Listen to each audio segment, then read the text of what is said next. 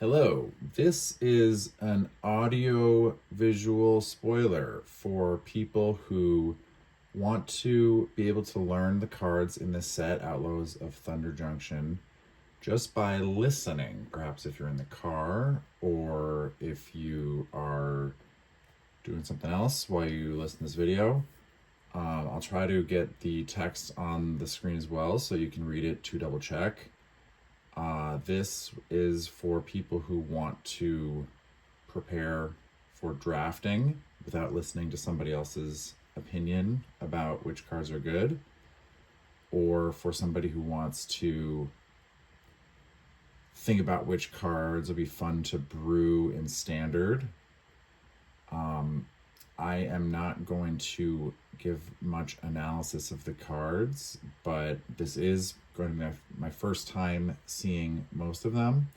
So I have my little reaction shot camera here, and now we'll begin in alphabetical order with these white cards.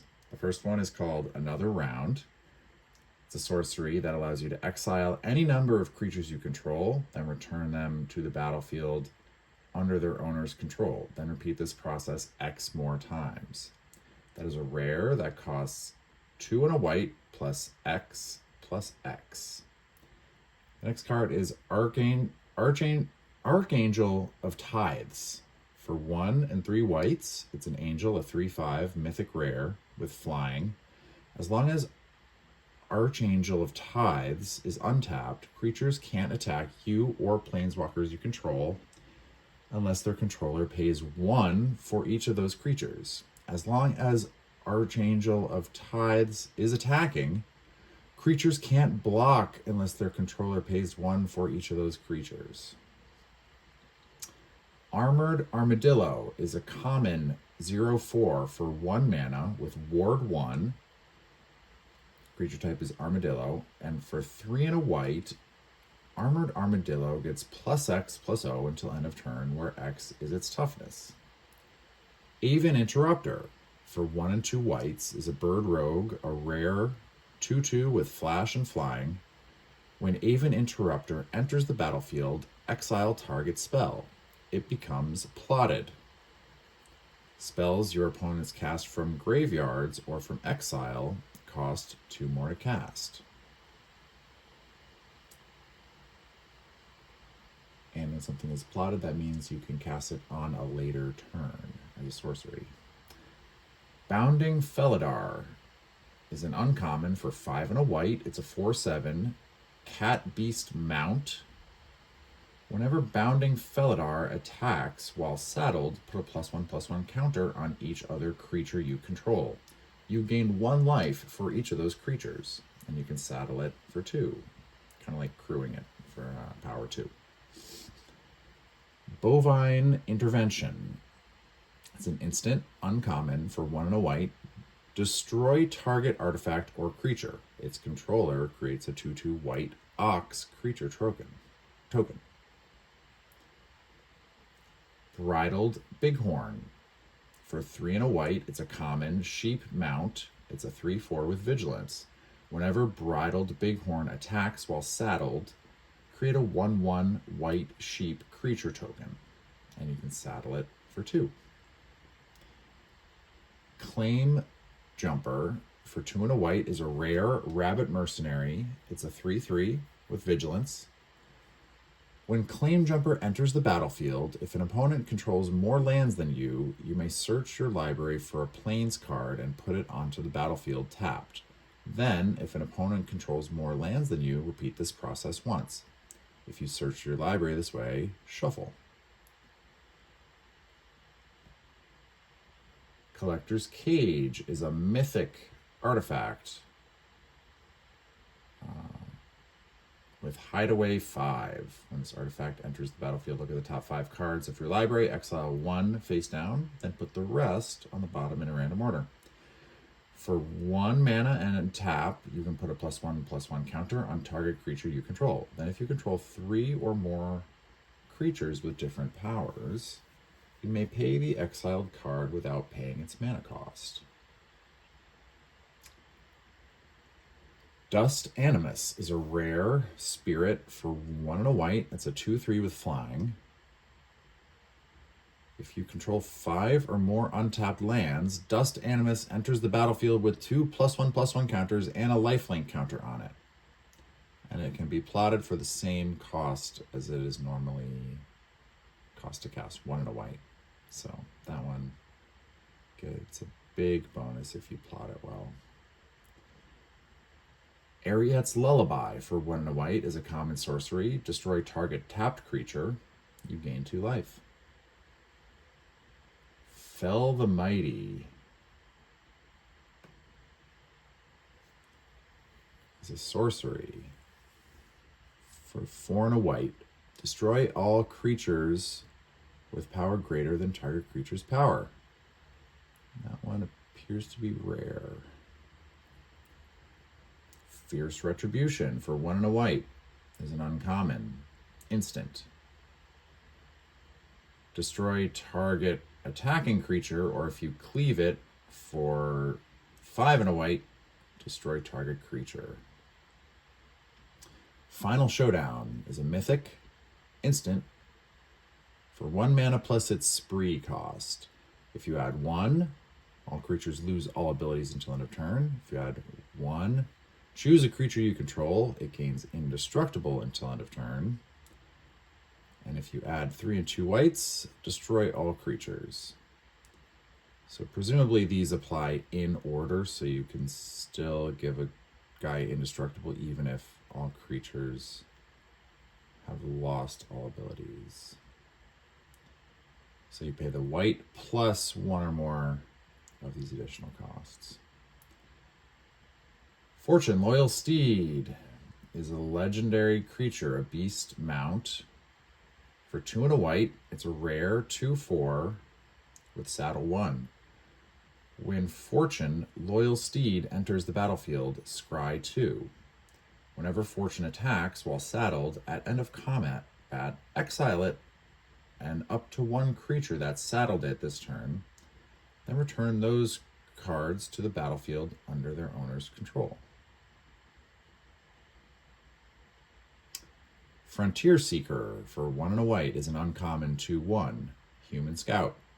When Frontier Seeker enters the battlefield, look at the top 5 cards of your library. You may reveal a mount creature card or a plains card from among them and put it into your hand. Put the rest on the bottom of your library in a random order. Getaway Glamour. Instant. Uncommon for 1 plus the spree of either 1, exile target non-token creature, return it to the battlefield under its owner's control at the beginning of the next end step. Or plus 2, destroy target creature if no other creature has greater power. Yeah, so these are clearly applying in order. I guess that's pretty obvious.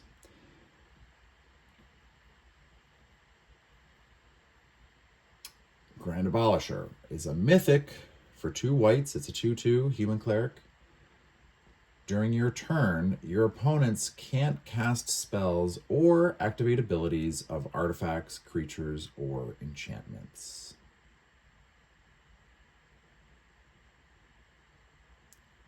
High Noon, a rare enchantment for 1 and a white. Each player can't cast more than 1 spell each turn. For 4 and a red and sacrifice High Noon, it deals 5 damage to any target. Holy Cow is an Ox Angel for 2 and a white. It's a common 2/2 with flash and flying. When Holy Cow enters the battlefield, you gain 2 life and scry 1.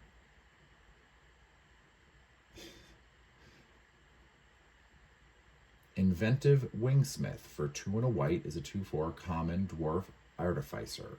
At the beginning of your end step, if you haven't cast a spell from your hand this turn, and Inventive Wingsmith doesn't have a flying counter on it, put a flying counter on it.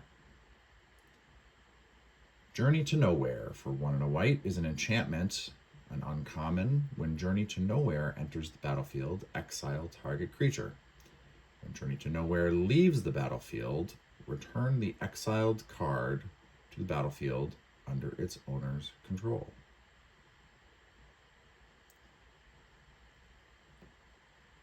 Lassoed by the Law. For 3 and a white is an uncommon enchantment. When Lassoed by the Law enters the battlefield, exile target non-land permanent and opponent controls until Lassoed by the Law leaves the battlefield. When Lassoed by the Law enters the battlefield, create a 1/1 red mercenary creature token with tap. Target creature you control gets +1/+0 until end of turn. Activate only as a sorcery. Leyline Binding. For 5 and a white, an enchantment, mythic with flash. Domain, this spell costs 1 less to cast for each basic land type among lands you control. When Leyline Binding, I suppose, enters the battlefield, exile target non-land permanent and opponent controls until Leyline Binding leaves the battlefield. So that was great. They gave us 3 enchantment-based removal effects all in a row. So I guess that's how it works. Mystical Tether. For 2 and a white is a common enchantment. Oh, don't tell me there's another one. Oh, wow. It's the 4th in a row. You may cast Mystical Tether as though it had flash if you pay 2 more to cast it. When Mystical Tether enters the battlefield, exile target artifact or creature an opponent controls until Mystical Tether leaves the battlefield.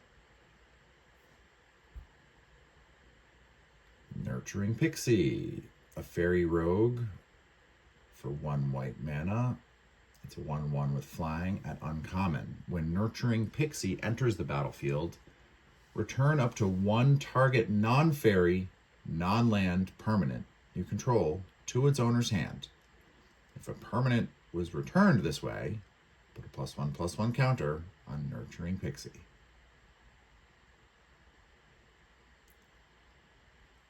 Oltec Matterweaver. It's a human artificer, a mythic for 2 and a white. It's a 2/4. Whenever you cast a creature spell, choose 1. Create a 1/1 colorless gnome artifact creature token. Or create a token that's a copy of target artifact token you control. Omenport Vigilante is an uncommon human mercenary for 1 and a white. It's a 2/2. Omenport Vigilante has double strike as long as you've committed a crime this turn. And committing a crime means targeting your opponent, targeting one of their permanents, or targeting a card in their graveyard. Targeting it with a spell or an effect.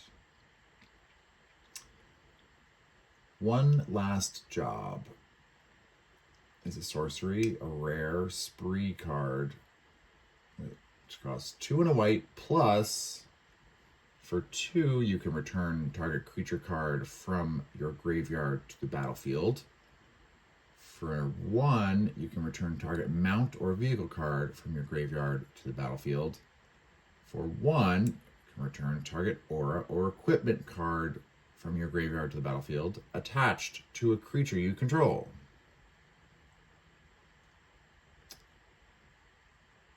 So all in, that one costs 7. Outlaw Medic for 1 and a white is a common human rogue with lifelink. It's a 1/3. When Outlaw Medic dies, draw a card. And he counts as an outlaw because he's a rogue. Pariah, an aura for 2 and a white, enchant creature. All damage that would be dealt to you is dealt to enchanted creature instead. Path to Exile. 1 white mana instant. Exile target creature. It's rare. Its controller may search their library for a basic land card. Put that card onto the battlefield tapped, then shuffle.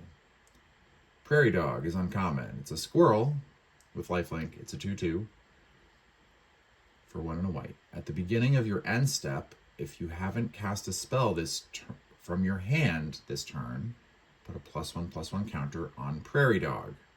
So if you're plotting a lot of your spells, the Prairie Dog is squirreling away those counters.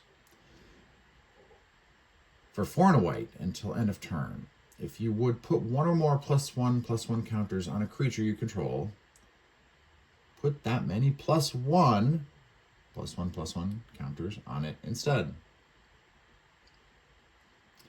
Just a wonderful effect that I love playing with. It's a high cost to access it in this way, but there it is. Prosperity Tycoon for 3 and a white is a human noble at uncommon. It's a 4/2. When Prosperity Tycoon enters the battlefield, create a 1/1 red mercenary creature token with tap. Target creature you control gets +1/+0 until end of turn. Activate only as a sorcery. If you pay 2 and sacrifice a token, Prosperity Tycoon gains indestructible until end of turn. Tap it. Requisition Raid is an uncommon sorcery for 1 white mana plus the spree costs of 1 to destroy a target artifact, 1 to destroy a target enchantment, and 1 to put a +1/+1 counter on each creature target player controls. That last effect's pretty valuable. And, gee, I mean, getting to destroy multiple things with one card is always valuable. Always. Rest in Peace is an enchantment, a mythic for 1 and a white. When Rest in Peace enters the battlefield, exile all graveyards. If a card or token would be put into a graveyard from anywhere, exile it instead. Yeah, this card makes life difficult for a lot of people. It's too bad.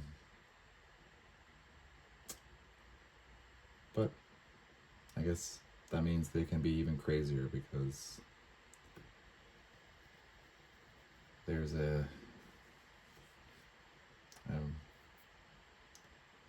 antidote. Wrestler Rampage is an instant with spree.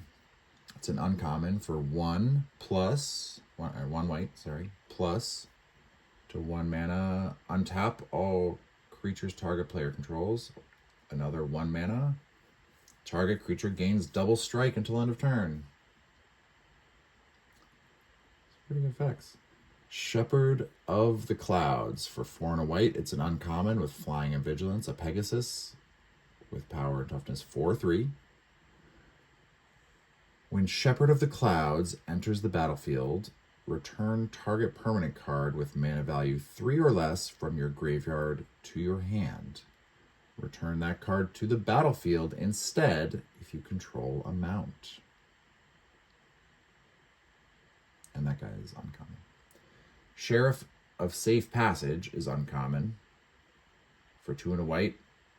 He's a human knight with a base of 0/0, but Sheriff of Safe Passage enters the battlefield with a +1/+1 counter on it, plus an additional +1/+1 counter on it for each other creature you control. And you can plot it for merely 1 and 1 white. Stagecoach Security for 4 and a white is a human soldier, a common 4/5. When Stagecoach Security enters the battlefield, creatures you control get +1/+1 and gain vigilance until end of turn. You can plot it for 3 and a white. Steer Clear for 1 white mana is a common instant. Steer Clear deals 2 damage to target attacking or blocking creature. Steer Clear deals 4 damage to that creature instead if you controlled a mount as you cast this spell. Sterling Keykeeper for 1 and a white is a common human mercenary. It's a 2/2. For 2 and a tap, you can tap target non-mount creature.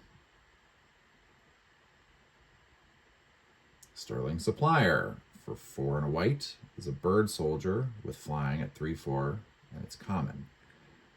When Sterling Supplier enters the battlefield, put a +1/+1 counter on another target creature you control. Stoneforge Mystic. For 1 and a white, it's a 1/2. Core Artificer. When Stoneforge Mystic enters the battlefield, you may search your library for an equipment card, reveal it, put it into your hand, then shuffle. For 1 and a white and tap, you may put an equipment card from your hand onto the battlefield.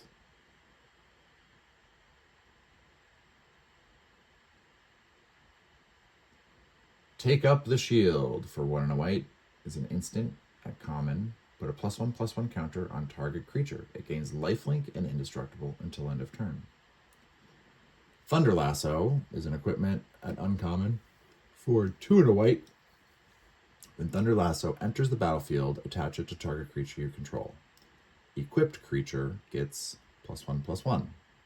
Whenever equipped creature attacks, tap target creature defending player controls, and it equips for 2. Trained Eric's. For 1 and a white, at common is a cat beast mount with power and toughness 3/1. Whenever Trained Eric's attacks while saddled, it gains first strike until end of turn. Scry 1.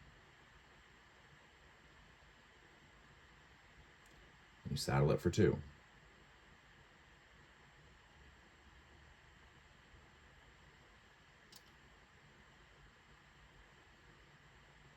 Vengeful Townsfolk. For 2 and a white. It's a human citizen, common, it's 3/3. Whenever 1 or more other creatures you control die, put a +1/+1 counter on Vengeful Townfolk. And Wanted Griffin. It's a griffin for 3 and a white. It's a common, 3/2 with flying. When Wanted Griffin dies, create a 1/1 red mercenary creature token with tap. Target creature you control gets +1/+0 until end of turn. Activate only as a sorcery.